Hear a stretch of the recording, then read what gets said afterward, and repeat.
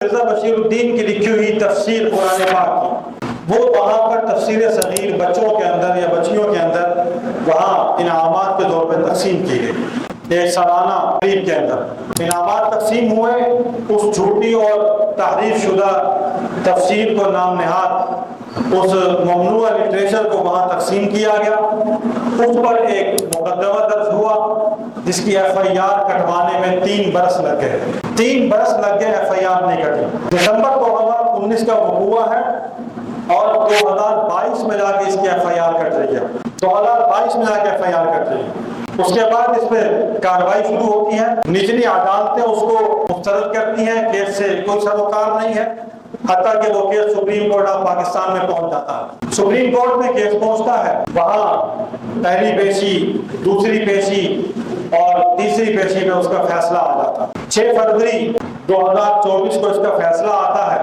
امت مسلمہ کے تمام نمائندہ افراد وہاں موجود ہیں اور انہوں نے اس فیصلے کا جائزہ لیا جو سراسر آئین اور قانون کے خلاف تھا، جس میں قادیانیوں کو مکمل رعایت دی گئی۔ اس شخص کو جس نے یہ سب کچھ کیا، جس کے خلاف کیس تھا مبارک احمد ثانی، اسے ضمانت دے کر بری کر دیا گیا۔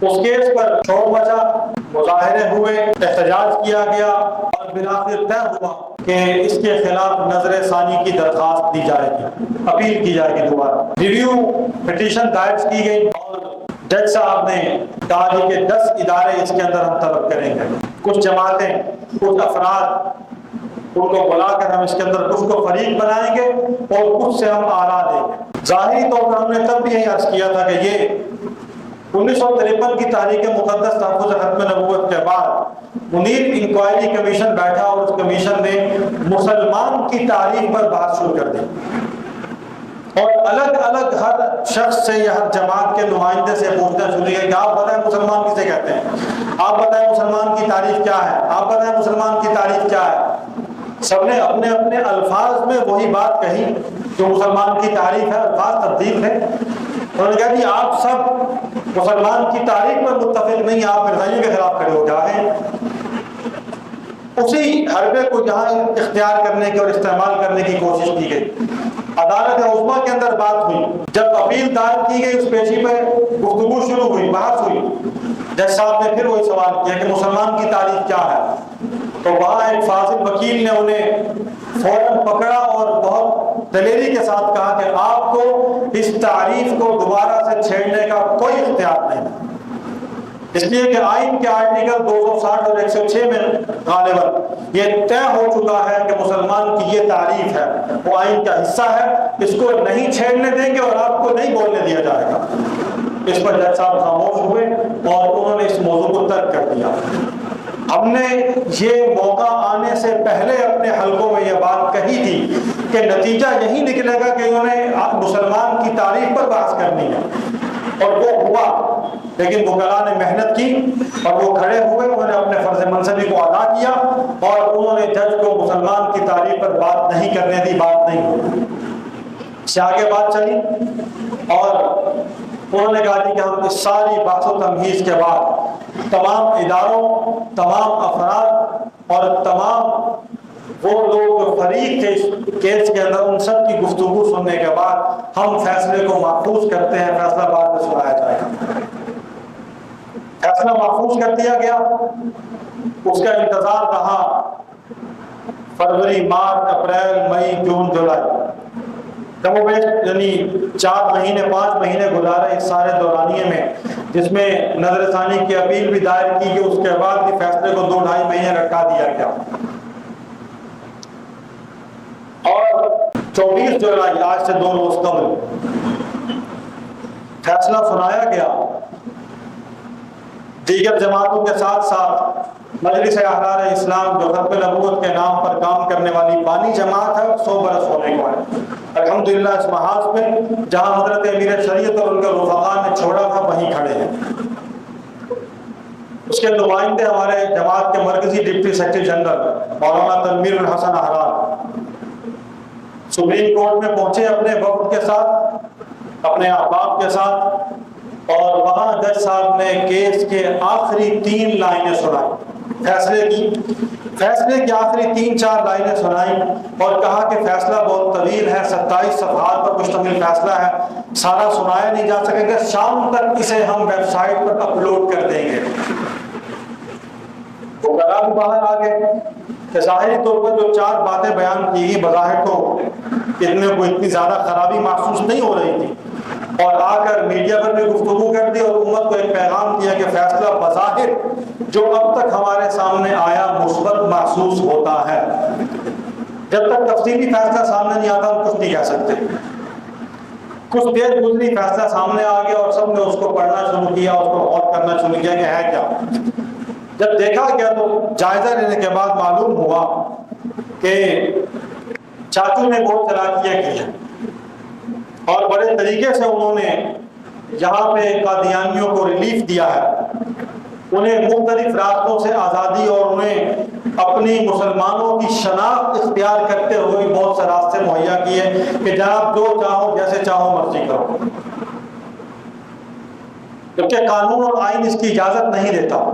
اس فیصلے کی شق نمبر 6 اور شق نمبر 7 دونوں میں مکمل طور پر انہیں آزادی دی گئی کہ ان پہ قرآن ایکٹ لاگو نہیں ہوتا، جس کے تحت کوئی تحریف شدہ قرآن کو شائع نہیں کر سکتے، تقسیم نہیں کر سکتے، لکھ نہیں سکتے۔ کہا گیا کہ نہ وہ لکھنے والا، نہ وہ اس کے شائع کرنے والا، نہ اسے تباہ کرنے والا، اس نے تو صرف بچوں میں ہدیے کے طور پہ بانٹا ہے، تو بانٹنے کا تو اس میں کوئی مسئلہ نہیں ہے۔ اور کہا گیا کہ گھر کے اندر رہتے ہوئے، 4 دیواری میں رہتے ہوئے یہ کام کیا جا سکتا ہے، اس کی انہیں آزادی ہے۔ اور اس پر بنیاد بنایا گیا 3 مقدمات کو۔ اس تمام یعنی کیس کا خلاصہ عرض کر رہا ہوں فیصلے کا، 3 مقدمات کو بنیاد بنایا گیا۔ ایک مقدمہ مجیب الرحمان بنام سرکار، ایک مقدمہ ظہیر الدین بنام سرکار، اور ایک مقدمہ طاہر نقاش کا۔ ان 3 مقدمات کو بنیاد بنا کر ان سے چند جملے اور چند چیزیں حاصل کی گئیں، اور ان سے یہ ثابت کیا گیا کہ قادیانی جو ہیں وہ پاکستان میں رہتے ہوئے آرٹیکل 20 کے تحت، جہاں تمام مذاہب کے پیروکاروں کو اپنے اپنے مذہب کے مطابق رہنے کی آزادی حاصل ہے، انہیں بھی اپنے مذہب کے مطابق آزادی حاصل ہونی چاہیے۔ یہی بات فروری میں ہوئی تھی۔ اس فیصلے کے اندر اس پہ اعتراض کیا گیا کہ مذہبی آزادی تو حاصل ہے، کس کو حاصل ہے؟ جو آئین کو مانتا ہے۔ قادیانی اپنی آئینی شناخت اور آئین میں کی گئی تعریف کو تسلیم کرتے ہیں کیا؟ کیا وہ خود کو غیر مسلم اقلیت ماننے کے لیے تیار ہیں؟ نہیں ہیں۔ وہ اپنی یہ پہچان نہیں قبول کر رہے، آئین کو تسلیم نہیں کر رہے۔ آئین میں موجود اس آرٹیکل میں 260 میں جو ان کی تعریف طے کی گئی ہے، جو مسلمان کی تعریف طے کی گئی، جو مرزائیوں کی تعریف طے کی گئی، اسے قبول نہیں کر رہے۔ وہ جو شخص آئین کو نہ مانے وہ آئین کا باغی ہے یا آئین کے ماتحت چلنے والا ہے؟ باغی ہے۔ آپ باغی کو سیف پیسج دے رہے ہیں کہ جناب آپ اس راستے سے نکل رہے ہیں، ہم آپ کو رعایت دیتے ہیں، اور حوالہ دے رہے ہیں آپ پچھلے 2 کیسز کا کہ مجیب الرحمان کے کیس میں اور ظہیر الدین والے کیس میں یہ طے کیا گیا کہ یہ 4 دیواری میں رہتے ہوئے اگر کچھ کر لیں تو اس کے اوپر یعنی 295 298 یہ سب لاگو نہیں ہوتا۔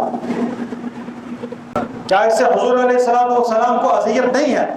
کیا آپ کی توہین نہیں ہے کہ آپ کے نام پر کسی کو نبی کہا جائے، آپ کے ازواج کے نام پہ کسی اور منحوس عورت کو حضور کی زوجہ مطہرہ کے ساتھ منسوب کر کے ام المومنین کہا جائے؟ کیا ایسے غلیظ اور بد کردار لوگوں کو صحابی کا درجہ دیا جائے؟ کیا ربا کے راسپوٹین مرزا بشیر الدین محمود جو سنا میں سر سے لے کر پاؤں تک مبتلا تھا، اس شخص کو فضل عمر کا نام دیا جائے، اسے سیدنا عمر بن خطاب کے منصب پر بٹھایا جائے، اور یہ سب کچھ لکھا جا رہا ہو، پڑھا جا رہا ہو، اور ہمیں کہا جائے کہ جناب کسی کے پڑھنے سے آپ اس کے دماغ اور دل کی بات کو کیسے محسوس کر سکتے ہیں؟ کیا عجیب فلسفہ ہے کہ اگر کسی نے لا الہ الا اللہ محمد رسول اللہ پڑھ لیا ہے تو آپ کو اس سے کیا پریشانی ہے؟ اگر کسی نے قرآن کی آیات پڑھ لی ہے تو آپ کو اس سے کیا پریشانی ہے؟ آپ اس کی دل کی اور دماغ کی بات کو کیسے پہچان سکتے ہیں؟ ایک آدمی کہتا ہے کہ میں مرزا غلام قادیانی کو نبی مانتا ہوں، میں قادیانی ہوں، اس کے بعد بھی وہ اپنے مذہب کے مطابق جا کے عمل کرتا ہے۔ مذہب کیا؟ ہمارے مذہب کو چرایا ہوا ہے۔ عیسائی اپنی شناخت کے ساتھ، یہودی اپنی شناخت کے ساتھ، سکھ اپنی شناخت کے ساتھ۔ سکھ پاکستان میں اتنے موجود ہیں، ان کی اتنی مذہبی مقدسات کیا موجود ہیں، ان سب کا آئین اور قانون تحفظ کرتا ہے۔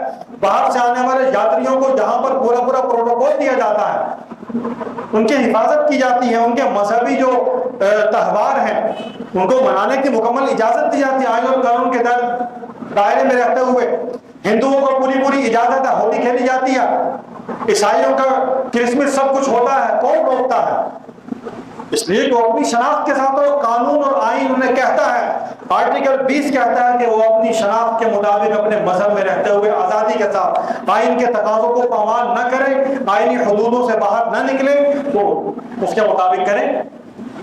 لیکن جو شخص آئین کو مانتا ہی نہیں، تسلیم ہی نہیں کرتا، خود کو مسلمان ڈکلیئر کرتا ہے، اور وہ کہتا ہے کہ حضور علیہ السلام کے بعد مرزا غلام قادیانی کو نبی مانو، حضور کے ازواج کے بعد مرزے کی بیویوں کو امہات المومنین تسلیم کرو، حضور کے صحابہ کے بعد مرزے کے ساتھیوں کو صحابی مانو، حضور کے 313 بدری صحابہ کے بعد مرزے کے 313 مقربین کو 313 صحابہ کا درجہ دو، حضور علیہ السلام کے صحابہ خلفائے راشدین کے مقابلے میں مرزے کے نام نہاد جانشینوں کو خلیفہ وقت مانا جائے، کس حیثیت میں تسلیم کریں؟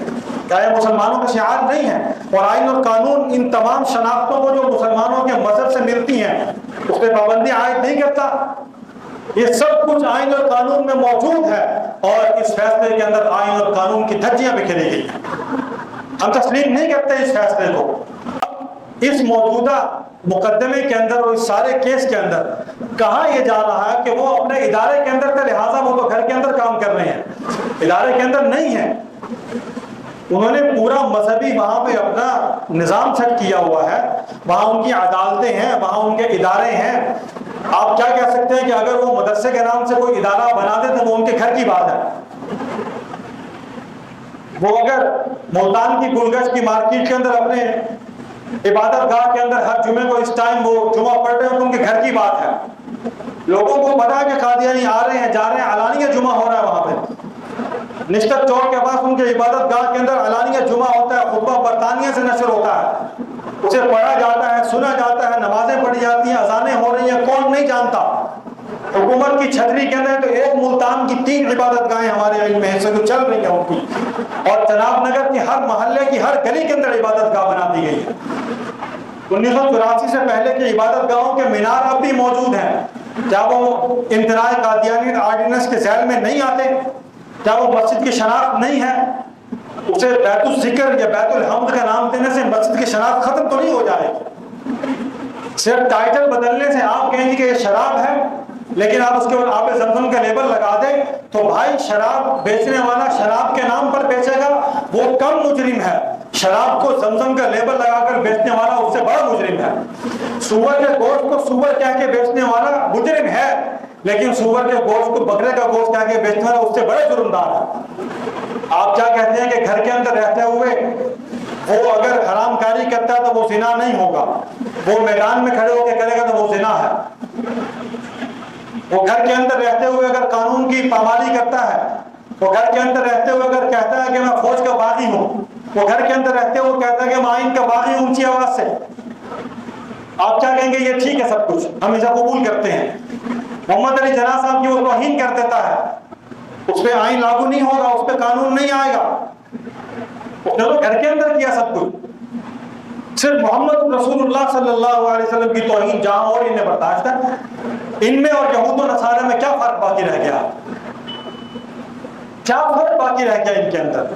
لہذا آج کے اس اجتماع کی وساطت سے مجلس احرار اسلام پاکستان نے اور دیگر تمام مذہبی جماعتوں نے آج اعلان کیا ہے کہ ہم آج کے اس اجتماع کو یوم احتجاج کے نام سے منسوب کرتے ہیں، اور ہم حکومت سے مطالبہ کرتے ہیں کہ یہ فیصلہ واپس لیا جائے، یہ فیصلہ واپس لیا جائے۔ ہمیں یہ منسوخ نہیں ہے، اور اگر یہ واپس نہیں لیا جائے گا تو یقیناً اس کے خلاف تحریک چلائی جائے گی۔ ہم انتظار میں ہیں کہ تمام مذہبی اکابرین اور جماعتیں اور تمام ہمارے بڑے وہ کیا فیصلہ کرتے ہیں، کیا لائحہ عمل تیار کرتے ہیں۔ ایسا نہ ہو کہ جس امن عامہ کے لیے آپ نے یہ فیصلہ دیا اور اس میں لکھا کہ امن عامہ کی خاطر ہم نے یہ فیصلہ دیا ہے کہ اس سے انارکی پیدا نہیں ہوگی، مسائل نہیں پیدا ہوں گے، پریشانی نہیں پیدا ہوگی، ملک کا امن برقرار رہے گا۔ یاد رکھیے محمد رسول اللہ صلی اللہ علیہ وسلم کی توہین ہو تو امن برقرار نہیں رہے گا۔ یہ توہین بذات خود بد امنی ہے، صحابہ کرام کی توہین بذات خود بد امنی ہے۔ اسلامی شعائر کو غیر مسلم اپنی شناخت کے طور پر اختیار کریں گے اور پہچان کے طور پر پیش کریں گے، بذات خود بد امنی ہے۔ مسجد کے نام پر بنائی گئی مسجد زردار جیسی دیگر معبد خانوں کو اگر یوں سر عام بنایا گیا اور وہاں جھوٹی عبادتیں ہوتی رہیں اور جھوٹی اذانیں بلند ہوتی رہیں اور وہاں پر قرآن پڑھا جاتا رہا تو یہ سب کچھ بذات خود بد امنی ہے۔ بد امن ہم نہیں ہیں تو بد امنی پھیلا رہے ہیں، ان کو پکڑا جائے، ان کو کنٹرول کیا جائے، ان کو قانون کی گرفت میں لایا جائے۔ اگر نہیں لایا جائے گا تو آج پاکستان کی عوام آج تک قانون کے دائرے میں رہتے ہوئے کام کر رہی ہے، اس نے قانون کا راستہ نہیں چھوڑا۔ ہم عدالتوں کے چکر کاٹ رہے ہیں، ہم عدالتوں کے دروازے کھٹکھٹا رہے ہیں، ہم اسی مثبت اور صحیح راستے پر چل رہے ہیں کہ جس سے نقص امن کا کوئی خدشہ نہیں ہوگا، لیکن ہمیں مجبور کیا جا رہا ہے کہ ہم تحریک کا راستہ اختیار کریں، ہمیں مجبور کیا جا رہا ہے کہ ہم اسٹریٹ پاور بنائیں اور میدان میں نکلیں۔ ہم یہ چاہتے ہیں کہ آئین موجود ہے تو آئین کے اندر ہی اس معاملے کو حل کیا جائے، اور ان کو نام نہاد احمدیوں کو سو کالڈ احمدی، اصل احمدی ہم ہیں، ہم محمدی ہیں، ہم احمدی ہیں۔ محمد رسول اللہ، احمد رسول اللہ صلی اللہ علیہ وسلم ہمارے آقا و مولا ہیں، ہم ان کا نام کسی اور کو اختیار کرنے کی اجازت نہیں دیں گے۔ قانون کہتا ہے، آئین کہتا ہے اور پنجاب اسمبلی کی قرارداد کہتی ہے۔ ہم تو آئین کے ساتھ کھڑے ہیں، ہمارا آئین کے ساتھ کھڑے ہونا اگر جرم ہے تو پھر آپ انتظار کریں اس دن کا کہ پھر اس پاکستان میں دوبارہ 53 کی تحریک کو دہرایا جائے گا۔ یاد رکھیے پھر 53 کی تحریک کو دہرایا جائے گا، اور ناموس رسالت کے لیے مسلمان اپنی جان قربان کرنے کے لیے تیار ہیں انشاءاللہ۔ اس فیصلے کو مسترد کرتے ہیں۔ وما علینا الا البلاغ المبین۔